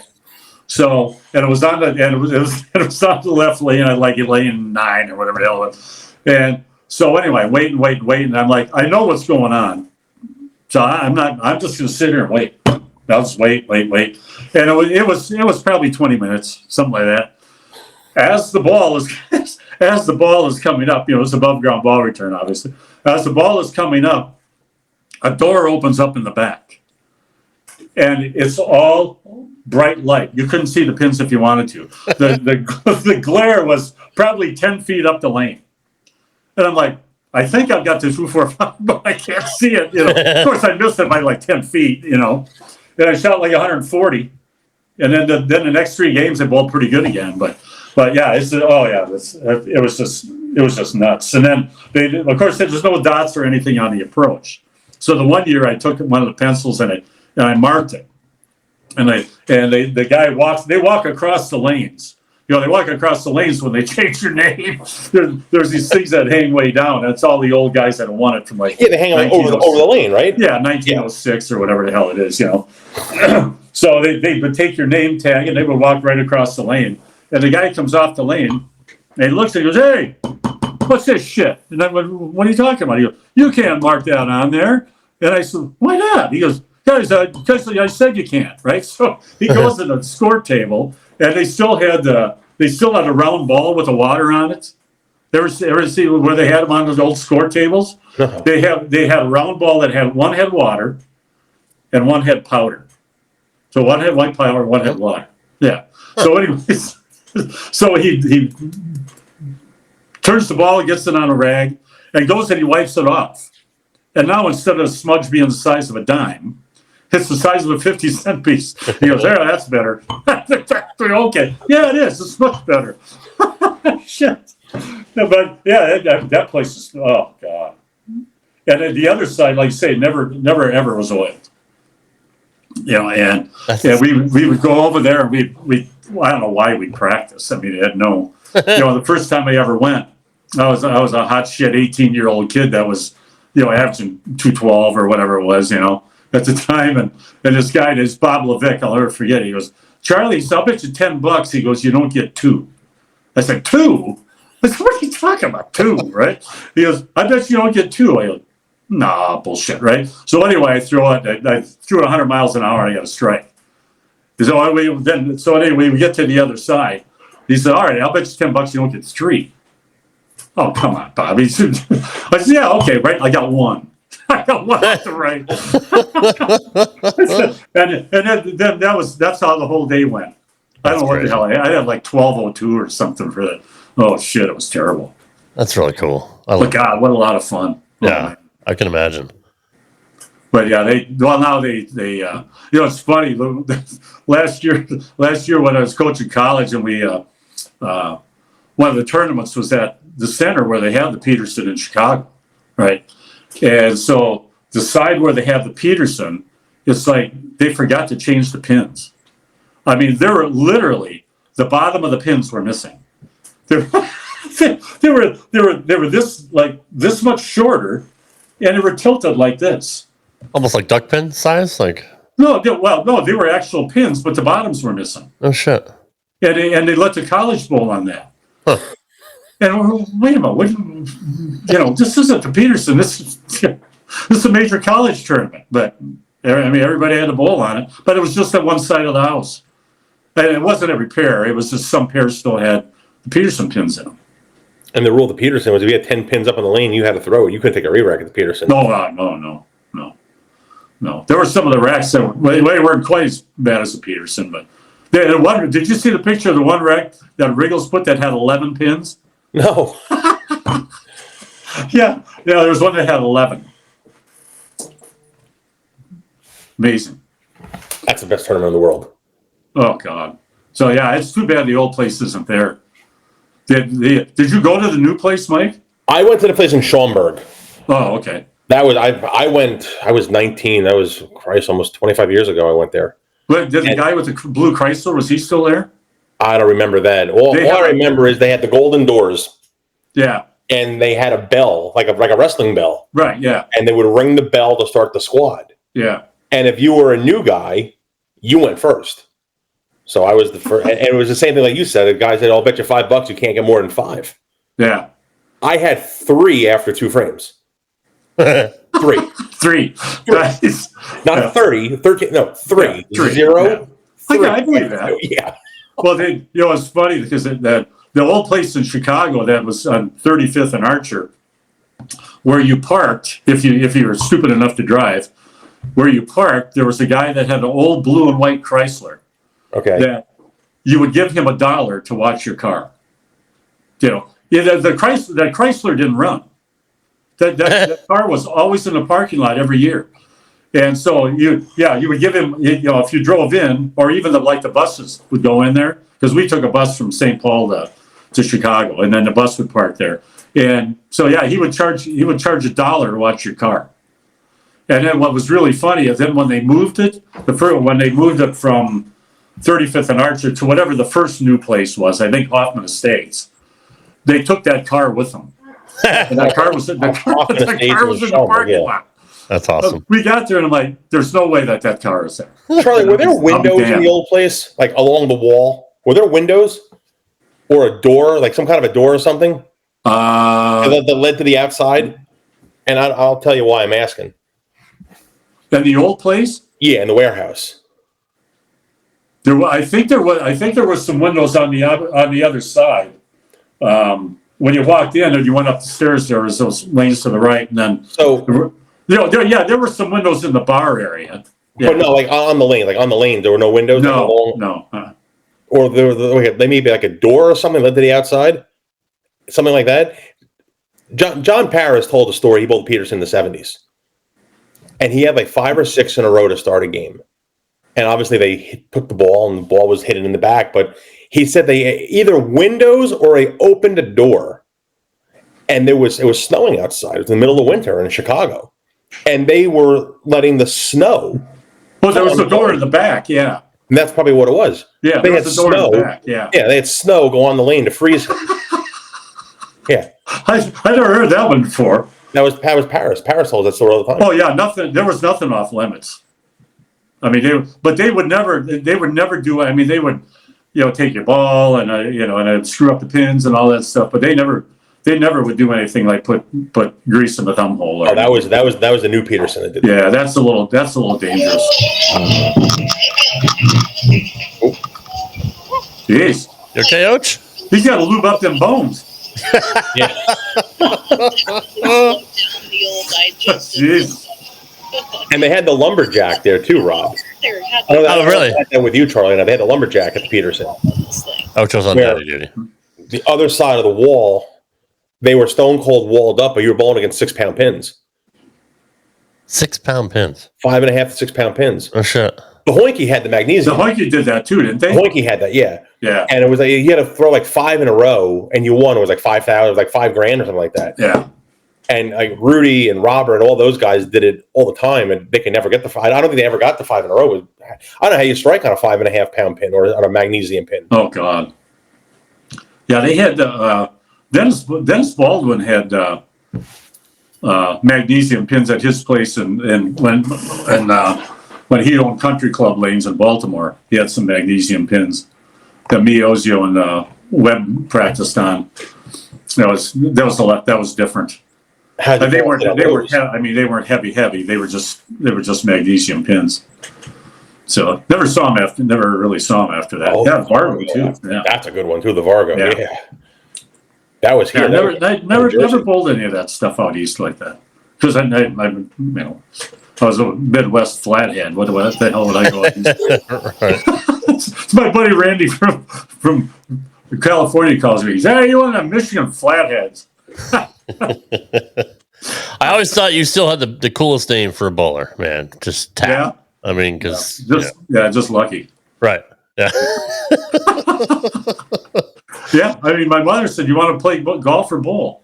This is when I was 8 years old. No shit. Yeah. Yeah, and we were watching the tour. Yeah, because there was a commercial, Miller High Life commercial that Billy Hardwick did, where he made the 6-7-10, I think, or the 4-7-10, one of the two. And then he, pulled up the bottle of beer, and so I said, "Yeah, bowl." So that's how it started.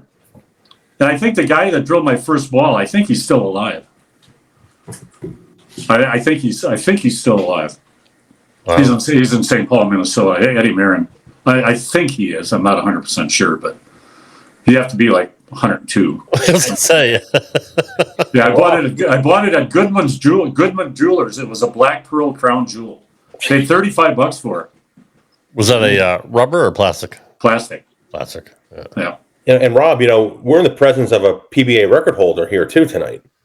Yeah, the oldest PBA member to throw 300. Is that correct? Yeah, is that crazy or what? That is. After that game, Dave Lamont and Jim Callahan came up to me and he goes, "Charlie," he said, "what are you trying to figure out?" He says, "We think you're the oldest ever." I said, "Really?" He was, "Yeah." So I called Johnny. Actually, I called Johnny the next day. And I figure if anybody would know, it'd be him. Sure. And he said, "Charlie," he said, "the last guy I know that shot 300 that was in his 70s, he said, it was me." He did it when he was 72, I think, the tournament in New Jersey or somewhere out in New York, I think.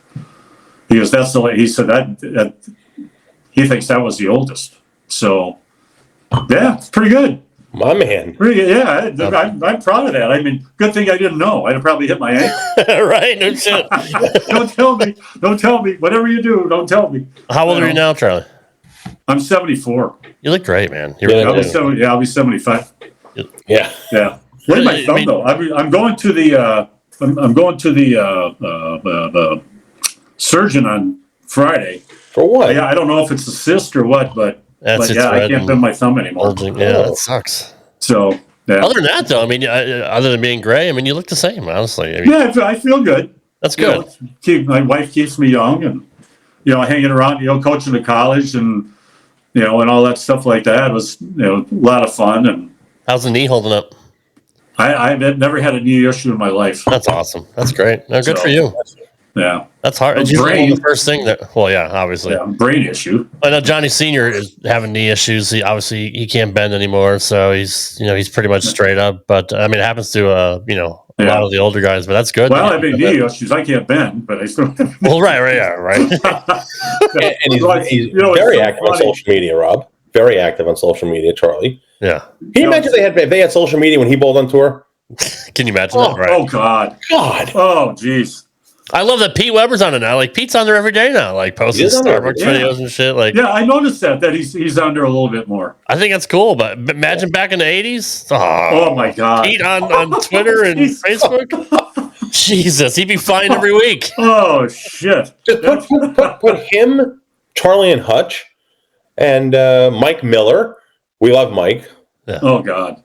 Yeah. Get those guys Facebook back in the 80s and the 90s. Oh my God. It's just. Oh jeez, I can't even imagine. We got enough trouble with the way it was. But even cell phones, Charlie. Like if they had cell phones back then, they wouldn't be able to get away with half the stuff that they used to get away with. Oh God, no. I mean, everybody has a camera now. You can't do shit anymore without somebody catching you. But you can't say anything. You can't. No. I mean, that's the one thing. That's the one thing I hated about coaching in college.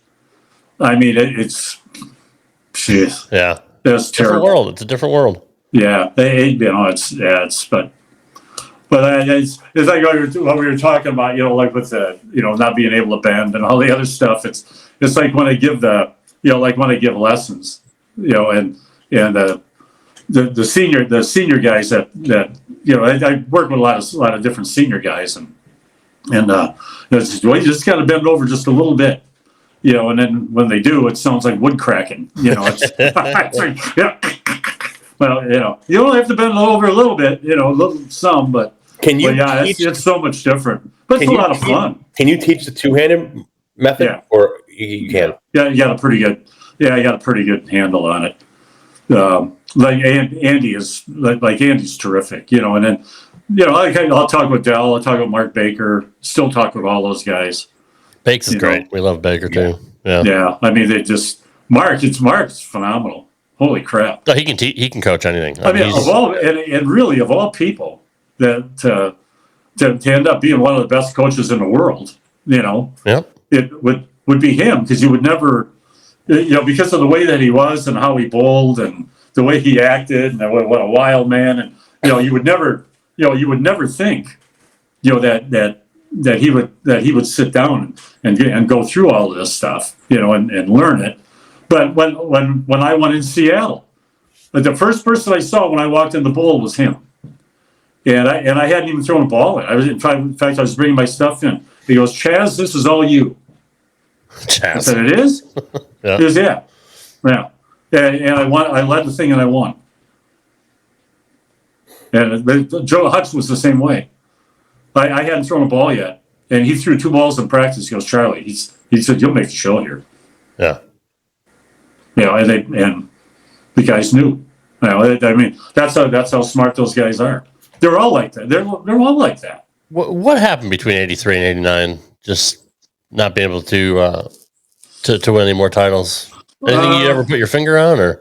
Yeah, well, yeah. I mean, after 85, my brother died suddenly, and that was really tough. Sure. And that kind of, and then I got divorced. I went through a divorce and got pretty sick. I mean, I always weighed like right around 205 to 210, and I was down to 140 pounds. Wow. 140 pounds, and You're 6'5", right? 6'4", 6'5"? 6'5", yeah. 6'5", yeah. Yeah, and my skin was falling off. My fingernails fell off. I mean, it was terrible. Yeah, it was absolutely terrible. And I just couldn't get anything under control. And I brought a lot of it on myself. Right. I mean, obviously not the thing with my brother.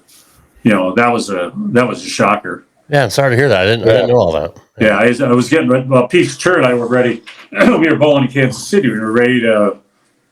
There was a tournament. We were coming to Toledo, I think, something like that. And I got a phone call from my wife at the time. She said, "Well, you're something going on with your brother." And I said, "Oh shit," And so my sister-in-law called me, and so she said, "Yeah, he got up to pour a cup of coffee and had a heart attack." Wow. And rushed him to the hospital, and he was supposed to go to the hospital that day for an endoscopy. And so he got a little bit sick the night before. And so anyway, he had been the doctor's group, or HMO or whatever it was. This is in the middle 80s. 87 or 86, and so it was all different then. And he just couldn't get an answer from a doctor. And they finally got a hold of him about 11 o'clock and said, "Well, it's you've been fasting, so it's probably some kind of a gas thing and all this other shit." Yeah. So anyway, then he walked outside and picked up the newspaper, came in the house, poured a cup of coffee, and dropped down in the kitchen. Jeez. So he's only 39 years old. Wow. So yeah, then it just Well, that's a good reason for not wanting to bowl, for not being able to bowl. Yeah, he had 2 little kids. 2 little kids. He did 3 tours of duty in Vietnam. Just all kinds of shit. Came home. I'm sure back in Vietnam when it was tough, and they were looked down, they were frowned upon, and he just never. The poor bastard just never caught a break. Then he ends up dying 39 years old.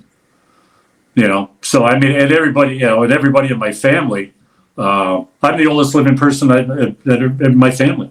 Jeez. They never made it past 60. Man, so and a lot of not to get too but a lot of what I do, and a lot of the way that I commit myself to doing what I'm doing is because of them. Oh, sure, yeah. Oh, absolutely. I mean, they I'm fortunate enough to still be alive. And I mean, of all the goofy shit I've done, and drag racing and all the other stuff, and all that's always went well, and I appreciate that. it's like my mother, when she died, she worked in a packing house for 35 years.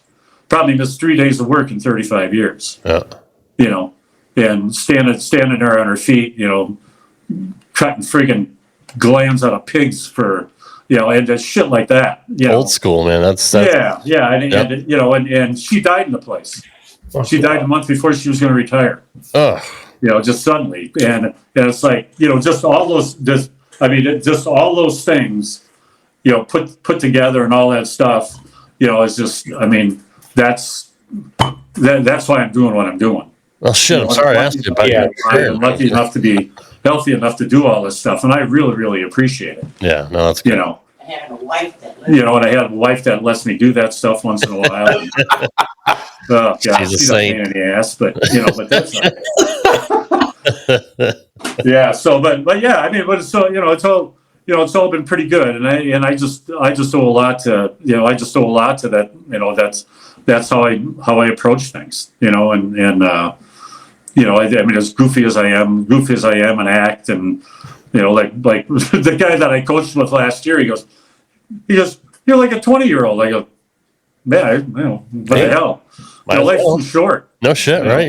You're on house money right now. Yeah, absolutely. Well, yeah. Speaking of that, you're on a free roll right now, buddy. Yeah. Speaking of that, so when I started drag racing, and I got the car. It's a long story, and I got the car from my stepson and all this other stuff. So anyway, so Marla said, she's just like this. She goes, you know what? I don't give a shit what you do.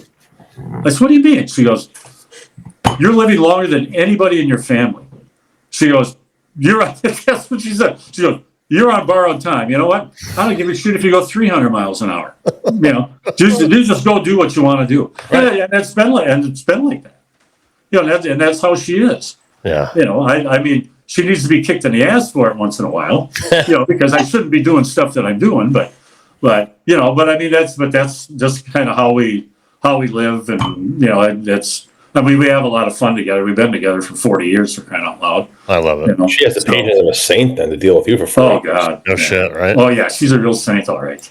But I couldn't be happier for her being in the Hall of Fame. She should have been in a long time ago. You had told me that a long time. She was the one, a bunch of Eagles, and she wasn't in, right? She was she's got 4. Wow. Yeah. Long time. And she's won a lot of stuff locally. She won the state senior queens, I don't know how many times, and she finished second to the national senior queens. Oh, this has been a while now, but so yeah, she had a pretty good run, and everybody kind of, I'd say, well, how come she's not in? She's not in. I don't know. So, but I think from what I understand, Chad Murphy kind of stepped up, because there was a couple other people in that similar situation that have all those Eagles that wasn't getting in. And so thankfully to him, he stepped up and said, hey, listen, there's a lot of people out there that deserve to be in that aren't getting in. And so anyway, finally this year is her year. Well, if Reno can get in, anybody can get in. Yeah, couldn't be happier for her. Reno, right? Yeah. And I think it's the end of April. 29th of April, I think. That's what I heard. That's so cool. That's yeah. So it should be fun. She said, "Am I going to give her a speech or give her a speech?" I was, "No, I'm not giving. No, that's her deal. That's her deal. I'm not going to get up there and Come on, you have to induct your wife. Yeah. Well, I'll introduce her. Right. Here she is. yeah, here she is. There you go. Come on down. Just like The Price is Right. Come on down. Yeah, that's right. Yeah, we used to. There were some bowling wives that were on The Price is Right. Really? Yeah. Oh yeah. Yeah. Yeah. Marshall Holman's girlfriend won the whole thing, showcase and all. No shit. Yeah. Yeah. That's They used to, when we bowled in LA, they used to go. That's pretty random. Yeah. Well, it isn't random when you would look at their cup sizes. On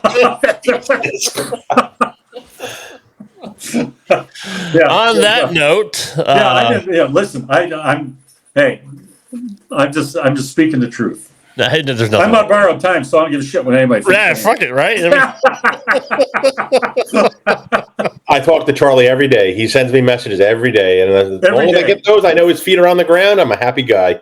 That's like me with Jesus Christ. I cannot I can't even put a thought together tonight. Hold on one second. Give me a second. It's brain fog. It's old age, Rob. It's not old. Danny Wiseman. Oh, Danny, yeah. Danny texts me all the time because he's a closet Republican, right? He doesn't want people to know that. I mean, nobody watches the show anyway, so nobody will know. But he'll send me memes like all the time because he doesn't want to post it because he doesn't, he has to think about his brand and he doesn't want to piss anybody off. But if you ever want to chat up him about politics, man, he is a savage. Voss is another one. Is really? I didn't know that. Yeah. Yeah. Oh yeah. Don't talk to Walter though. But no, just talk to. Don't talk to Walter about that. But no, Danny. I'll be goose stepping. Danny's a good guy. Yeah, right. Danny's a real good dude. P-Dom too. I don't know if many people know it too, but who's that? Patrick Dombrowski. Is he? Yeah. There's a lot of closet guys like that. There is. And the more I do the show, the more I find out. So Charlie waving. Yeah. But anyway, Charlie, we appreciate you coming on, brother. We got to wrap it up. My kid just got back home. Oh yeah, it was a little late. It's been a couple hours, and we absolutely had a blast tonight, man. We definitely have to have you on again. Yeah, I'd love to do it. Nice. I'm glad I finally figure out how to operate this thing. If Johnny ever comes back, we'll definitely have you on for him because that'd be great. I know he'd want to talk to you. Yeah, that'd be great. He's dealing with some shit, but and this other guy over here too. He's not bad. He's not bad. He's okay. You look great, by the way, Mike. Yeah, the muscle guy. Ocho. That guy, he always looks great. He always looks great. Mike, you look fantastic. Is it hot under that mask? What mask? Oh yeah, well Mike, how much weight have you lost? I'm down almost 70 pounds. Good for you. Are you really? Good for you, dude. Yeah. Yeah. Wow. That's awesome. I'm trying. I'm down 3 pounds. I need 3 your tips. pounds? That's it. Wow. Well, I'll tell you what, you look damn good. He is like a Greek god. He's an Adonis. Oh, he hasn't lifted a weight since COVID, and he's still got the peaks. Oh shit! I should have told Ocho my Kerry Von Erich story. Oh god! All right. We'll wrap it up with that. Yes. Holy shit! We're having him on in 2 weeks, 3 weeks, 3 weeks, 4 weeks. Oh my god! I actually had his nephews on. I had right? What's that? 93 he died? 92 or 93 he died, I think. I believe so. Yeah. I met his brother, Kevin. Oh my god! Yeah, they're all those Von Erichs. Except for Kevin. Yeah. Pretty much. Kevin's They were cursed. They're like the Kennedy family. Yeah, they are. I had Kevin's kids on one of my shows. I used to do a wrestling show, and I had the Von Erich boys, Kevin's boys on there. And I'll tell you what, Kerry Von Erich couldn't have been nicer. I'll tell you that story. He was a shot. No. We got to hear it now. We'll wrap it up with he that. Was a shot putter, discus guy. What was he? He was a discus guy, right? Discus guy. Yeah. Wait. Okay. So we're bowling a pro-am in Dallas, and this is early '80s. So when they were hot. Yeah. Yeah. So they had the what the hell was there? They had that little wrestling thing down there in Dallas. Sportatorium. That's what it was. Sportatorium. That's it. The world's damn famous. right. Yeah. Right. So anyway, we're bowling a pro-am, and I mean the celebrities that are there. I mean, like Roger Staubach. I mean, all the Dallas Cowboys, Texas Rangers. A lot of them are there, right? So we're like towards the end pair. Hutch and I can't remember who the other one was, and they had 60 lanes there, and we're like on 55. I'm telling you right now, it's worth it. So anyway, I'm standing there, and Hutch taps me on the shoulder. Excuse my French. He goes, "Charlie, look at this fucking guy." Right? We turn around, and he's just ripped. Yeah, hair down to his shoulders. Everybody in the place is following him. Everybody. Yeah. I mean, I don't give a shit that Roger Staubach is there, and they're following this guy. They were gods. 250, and he's shredded. That's how he was gigantic, right? That family could do no wrong in Dallas. So he came down. He came down to my pair, and Hutch goes, "Charlie," he said, "I think that's Kerry Von Erich." Because I remember the Von Erichs. I followed wrestling when they were in Minneapolis and all that shit all the time. They were gone yet, right? Ever since I was a little boy. It was the AWA area there. Like, holy Christ. So we start talking to him, and he had a place in Kansas, outside of Kansas City, where he trained and all that right stuff. Now. Holy shit! And he knew that we were going to go bowl in Kansas City. He gave us his phone number and everything. Wow! He said, "You guys can come out there, visit our ranch or whatever the hell it was, I mean, he couldn't have been nicer." And then before he left, he goes, "How many friends you got here?" We said, "Well, he said, you guys want to come to the matches Saturday night at the Sportatorium?" Wow! Sure, hell yeah! Right. Yeah. So we all hop in the van, go. He said, "Just go to the back door where the wrestlers go. We knock on the door, walk in. All the wrestlers are there. We're bullshitting with everybody, and then they finally said, 'Okay, you guys, you got to go,' because everything's going to start." Right. It was awesome. That's awesome. Charlie, I'm sorry. That's the best story of the night. That's right. It was great. Right. And that's where Lenny Guccione almost decapitated the guy with a hot dog bun. But that's a whole nother story. All right, we'll save that one for next time. Plenty more where that came from, buddy. By the way, that place was a dump, I heard, the Sportatorium. Oh, it was a beautiful dump, is what it was. It was a beautiful dump. It was a pole barn. It was a pole barn with a ring in it. Yep. 6,000 metal seats, no heat, and a bunch of people with no teeth. Yep. Just my kind of dogs. With the string, had a string that came across the front. That's what it was. The string that came across. Yeah, they didn't have a barricade. They had this. They had like a rope. They had to hop over the string to get to the ring. Yep. Yep. Oh shit! See, I never would have guessed that you were a wrestling fan too. No, well, I guess growing up in the Midwest, that makes sense. Yeah, absolutely. Minnesota. Yeah, Minnesota. Yeah, I bowled Larry the Axe Hennig in a celebrity bowling match. Oh, it was God, it was crazy. I heard he was a massive human being too. Oh, huge! Oh God, yeah, His neck nicest guy in the world. He was selling real estate. That's amazing. That's when Kurt Hennig started to wrestle. Man, Kurt was so good in the ring too. Jesus, man. Yeah, Minnesota was a hotbed. You're right. Yeah, it was. Yep.